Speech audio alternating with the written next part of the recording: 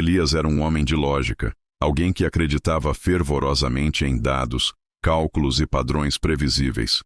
Por isso, quando a estranha sensação de ser observado começou a infiltrar-se em sua rotina antes pacata, ele recorreu imediatamente à ciência para encontrar conforto. O cérebro humano, ele sabia, é programado por milênios de evolução para identificar rostos e intenções, onde elas não existem. Um fenômeno psicológico conhecido como pareidolia.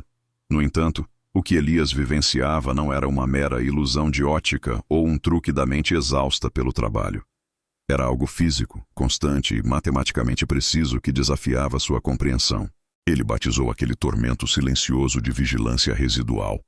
O desconforto profundo não vinha de uma presença direta ou de um confronto, mas de uma lacuna específica e perturbadora no espaço ao seu redor. Foi em uma tarde cinzenta e chuvosa, enquanto esperava pacientemente na fila de uma cafeteria local, que Elias percebeu a primeira anomalia fundamental, a regra da unidade. Olhando atentamente pelo reflexo distorcido da vitrine, ele notou um homem de casaco cinza parado alguns metros atrás na calçada. Entre Elias e aquele homem, havia sempre, invariavelmente, exatamente uma pessoa. Se a fila andava e uma nova pessoa entrava no fluxo, o homem recuava ou avançava milimetricamente para manter aquele escudo humano entre eles. Nunca eram duas pessoas, e jamais ocorria o contato visual direto. Era uma barreira de segurança existencial que a entidade parecia respeitar com uma disciplina geométrica absolutamente assustadora, como se houvesse uma lei invisível impedindo-os de ocupar espaços adjacentes. A aparência do estranho era o seu maior triunfo e sua característica mais aterradora. Ele vestia cores neutras, tons de bege e cinza que pareciam se dissolver contra o concreto sujo da cidade grande. Seu rosto era o tipo de fisionomia genérica que o cérebro deleta instantaneamente para economizar energia. Nada era marcante, nada era memorável. Ele era a personificação do comum, um borrão na multidão que ninguém notaria, a menos que estivesse procurando especificamente pela cadência exata de seus passos e pelo intervalo rítmico de sua respiração. Elias começou a ficar obsessivo por essa figura sem nome, por esse observador persistente que habitava seu ponto cego com uma paciência que beirava o inumano. Decidido a testar a realidade do que via, Elias transformou sua vida em um laboratório de campo. No supermercado, ele percorria os corredores em ritmos erráticos e imprevisíveis. Se parava subitamente diante das prateleiras de cereais, notava que uma senhora escolhendo aveia o separava do homem de cinza, que examinava latas de conserva logo atrás dela. No ônibus, a dinâmica se repetia com precisão. Elias sentado, um passageiro qualquer cochilando atrás dele, e então, no banco seguinte, a figura imóvel. O indivíduo não parecia seguir Elias diretamente. Ele seguia o espaço geométrico logo atrás da pessoa que seguia Elias.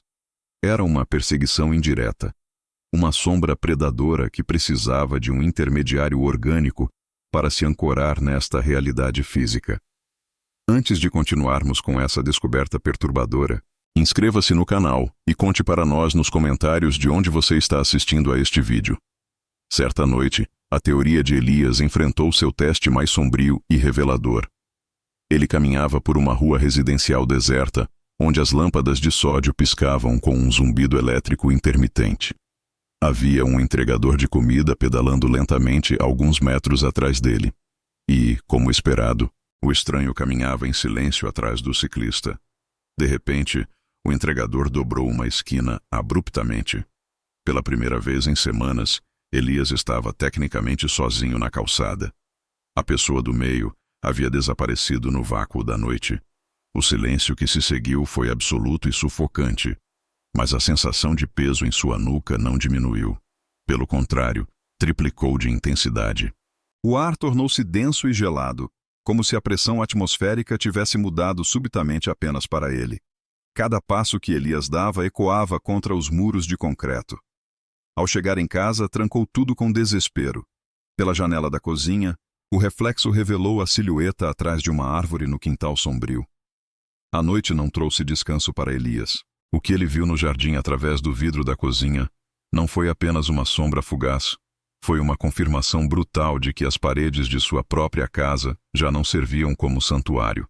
A sanidade, outrora um pilar inabalável de sua existência lógica, começou a esfarelar-se como pedra seca sob uma pressão oceânica.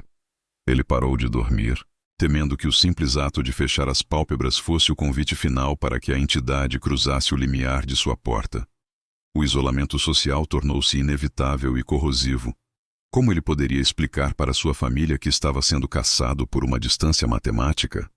Tentar descrever o fenômeno era como tentar explicar uma cor inexistente. As palavras soavam como os delírios de um paranoico. Ele se via preso em um paradoxo cruel. Precisava de pessoas por perto para manter a barreira de proteção da unidade.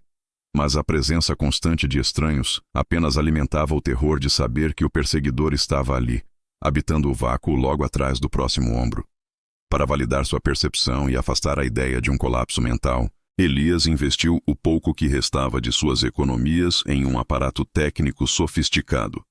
Ele instalou câmeras de alta resolução e sensores de movimento em cada canto estratégico de seu apartamento. No entanto, os resultados foram mais perturbadores do que o silêncio. As gravações nunca mostravam um rosto claro. Em vez disso, capturavam uma distorção sutil na luz, um glitch visual que parecia dobrar a realidade ao seu redor, como o calor emanando do asfalto em um dia de verão. Era um borrão estático que sempre se posicionava exatamente atrás de qualquer ser vivo que entrasse no campo de visão das lentes. Se um gato passava pelo muro, a distorção se alinhava milimetricamente com a coluna do animal. Elias começou a desenvolver a teoria da entidade ectotérmica, uma forma de existência que se alimenta não de calor, mas de atenção e perspectiva. Ele percebeu que, enquanto ninguém olhasse diretamente para ela, a entidade ganhava solidez. Ela prosperava no vácuo de observação que todos criamos ao ignorar o que está logo atrás de nós. Desesperado por respostas e por um controle que a vida urbana não permitia, Elias tomou uma decisão drástica. Ele alugou um quarto em um hotel antigo no centro decadente da cidade, um edifício de alvenaria pesada e corredores que pareciam sussurrar. Escolheu o quarto 412, um espaço claustrofóbico sem janelas e com apenas uma entrada sólida de carvalho pesado. Seu objetivo era radical. Ele queria forçar a anomalia a se manifestar em um ambiente controlado, onde não existissem outras pessoas para servirem de escudo ou barreira de segurança. Se ele estivesse sozinho, em uma cela de concreto, a regra da unidade teria que ser quebrada, ou a entidade seria forçada a revelar sua verdadeira face na ausência absoluta de um intermediário orgânico. O ar no quarto era viciado e carregado com o cheiro de pó e mofo, criando um cenário perfeito para o confronto final com o invisível. Neste exato momento, enquanto você se perde nesta narrativa, reflita sobre o seu próprio ambiente. Quem é a pessoa que está entre você e a parede mais próxima agora? Você sente um peso leve na base do seu crânio, uma pressão quase imperceptível, como se alguém estivesse inclinando-se para observar seus movimentos por cima do seu ombro. Você tem certeza absoluta de que o espaço atrás da sua cadeira ou da sua cama está de fato vazio? A sensação que Elias sentia não é estranha. É um instinto primordial que aprendemos a suprimir para manter a funcionalidade do dia a dia, mas que nunca desaparece. Enquanto revistava as gavetas do armário embutido do hotel, Elias encontrou algo que mudaria tudo. Escondido sob o forro de papel amarelado, havia um diário de capa de couro desgastada, pertencente a um hóspede que desapareceu sem deixar vestígios em 1994. As páginas estavam cobertas por uma caligrafia frenética, descrevendo exatamente o mesmo fenômeno que Elias vivenciava. O autor falava sobre o homem de cinza e a geometria da perseguição. Mas o detalhe final gelou o sangue de Elias. Ela está ficando mais perto. O espaço entre mim e a pessoa do meio está encolhendo a cada hora. A barreira física está diminuindo. Hoje não há ninguém no corredor, mas sinto o hálito gélido dela no meu pescoço. A regra está prestes a mudar. Elias percebeu com um pavor paralisante que o hotel não era um refúgio, mas uma armadilha histórica que já havia consumido outros. O corredor do hotel parecia ter se alongado, transformando-se em um túnel infinito de papel de parede descascado e carpete gasto que abafava o som de seus passos vacilantes. Elias caminhava em direção ao elevador, o diário de 1994 apertado contra o peito como se aquelas páginas amareladas fossem um escudo inútil contra uma sentença já proferida. Cada fibra de seu ser gritava que o equilíbrio fundamental de sua perseguição havia mudado. A quietude do edifício não era mais pacífica, era a calmaria predatória que precede o bote final. Ao chegar diante das portas de aço inoxidável, o som do botão sendo pressionado ecoou como um tiro de canhão no vazio do corredor. O elevador chegou com um rangido metálico cansado, as portas se abrindo lentamente para revelar um interior pequeno e claustrofóbico, revestido de metal tão polido que devolvia uma imagem nítida e cruel de tudo o que entrava ali. Elias hesitou por um segundo, mas a pressão em sua nuca, aquele peso invisível que o acompanhava há semanas, tornou-se um empurrão físico e gélido. Ele entrou. Sozinho no cubículo de metal, Elias encarou seu próprio reflexo na porta fechada. Ele parecia um espectro de si mesmo, com olheiras profundas cavadas pelo cansaço e uma palidez doentia que contrastava com a iluminação fluorescente e fria da cabine. O silêncio dentro do elevador era absoluto, interrompido apenas pela vibração sutil do motor iniciando a descida. Ele fixou os olhos em sua própria imagem refletida na parede oposta, buscando desesperadamente uma falha na lógica. Foi então que o chão sob seus pés pareceu perder a solidez. Atrás de seu reflexo, no canto exato onde o teto encontrava a parede, a figura estava lá. Pela primeira vez em toda aquela jornada de terror geométrico, não havia ninguém entre eles. A regra da unidade, a lei física que mantinha uma alma humana como barreira protetora entre Elias e o estranho, havia sido aniquilada. A barreira de segurança desapareceu, deixando apenas o vácuo absoluto. No espelho, a entidade estava a menos de 30 centímetros de seus ombros, ocupando o mesmo espaço restrito e sufocante. O pânico de Elias foi subitamente substituído por uma fascinação mórbida e paralisante. Ele não se virou fisicamente. Ele sabia, com uma certeza instintiva e visceral, que se olhasse para trás encontraria apenas o ar viciado e vazio do elevador. A entidade existia na dimensão da perspectiva, no plano liminar do reflexo e da vigilância residual. Ele observou, com detalhes agonizantes, o rosto do perseguidor. Não era o monstro grotesco que ele imaginara em seus piores delírios de insônia.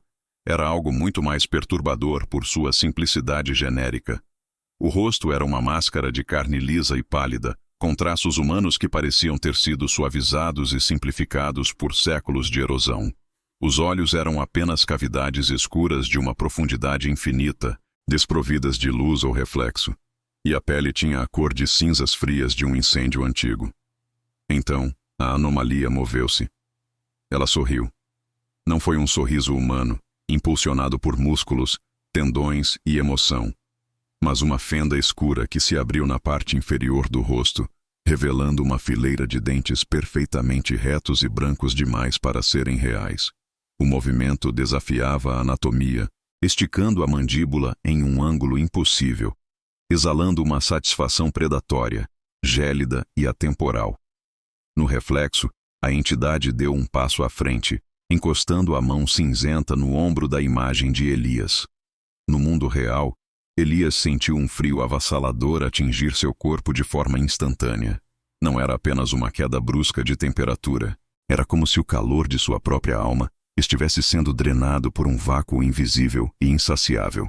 Ele tentou gritar, mas seus pulmões pareciam subitamente cheios de nitrogênio líquido, congelando qualquer som antes que pudesse escapar.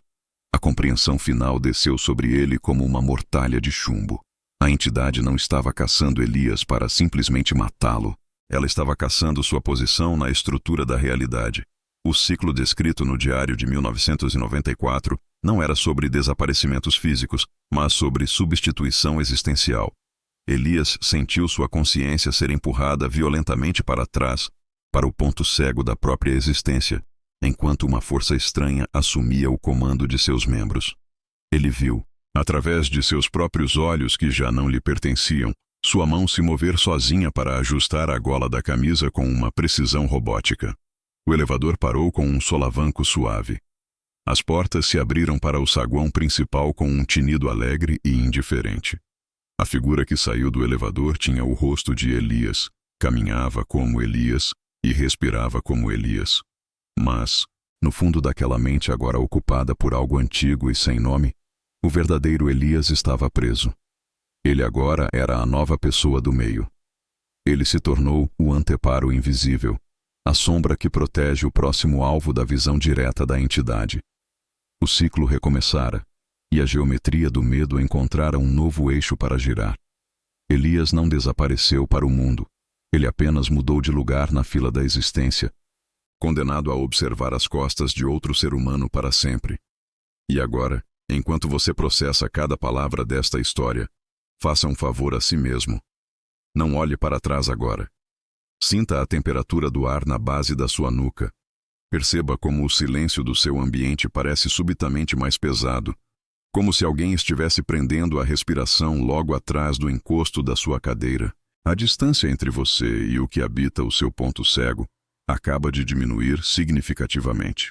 Se você sentiu aquele arrepio involuntário percorrendo sua espinha, talvez a regra da unidade esteja sendo testada com você neste exato momento. Se você curte nosso conteúdo e quer continuar explorando os mistérios que a lógica não consegue explicar, mergulhe no nosso universo ligando as notificações no sininho, porque logo tem mais.